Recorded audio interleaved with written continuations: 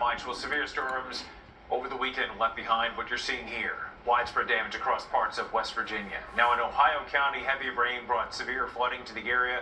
Flooding so extreme that residents tell us that it was as though being hit by a tidal wave. And as cleanup gets underway today, more rain and storms could slow those efforts.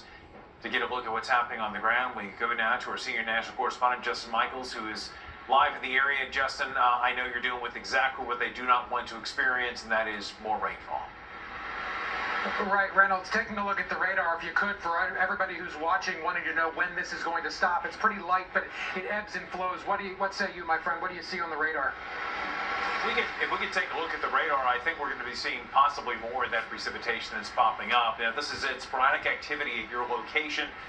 We don't see a really intense line for this point, but I'll tell you, Justin, it is a time now where it's all mathematical. The ground is saturated. Any additional amount is going to be bad news. However, we could see some impulses that could deliver heavier rainfall, especially as we make our way overnight and into your Thursday. Thursday looks like a much stronger chance by the afternoon and early evening. That is not the forecast people want, but it's good information, of course, as you know, Reynolds, for people to prepare. And I know the county is also preparing, but as this rain is falling, and the rain that Reynolds was talking about to come is falling, or eventually will fall, the death toll here has gone up by 1. Just in the last half hour, Ohio County did find one more person, an unidentified man, dead. So the death toll now storm-wide. The rain that fell over the weekend is now 8, and they did also let us know that there is still one other person missing. So the death toll could tick up one more. Remember, one person who dies, one person who is injured is one too many. And now this very small part of the United States is dealing with close to 10. We're now at 8. Let's hope it doesn't go up any further. Let's hope that unaccounted for person is found alive and well. But as this light rain shower falls and the rain continues to come through this area, take note, it's not stopping people from trying to clean up and do what they can to get things curbside. So you might be wondering, why are they getting all that stuff to the curb? There's a really important reason for it, and there's a reason people are working against the clock.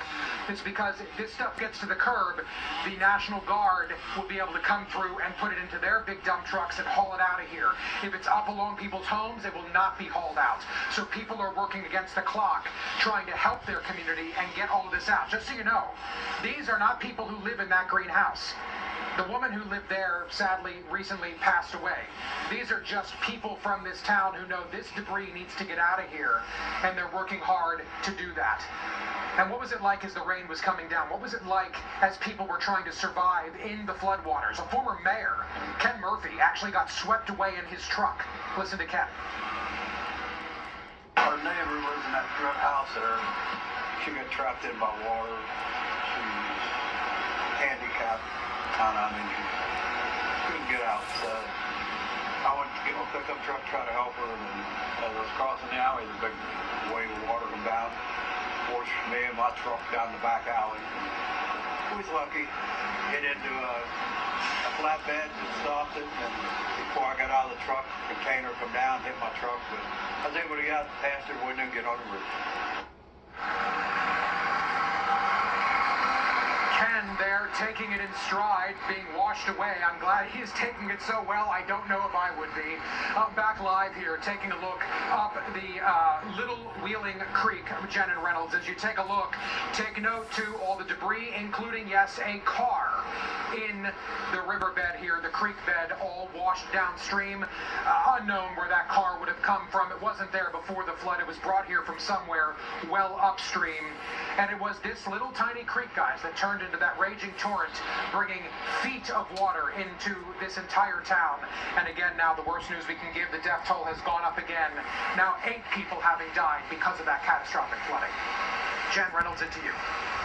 Yeah, it's important to keep telling this story there, Justin, so thank you for that. And we're obviously following the radar.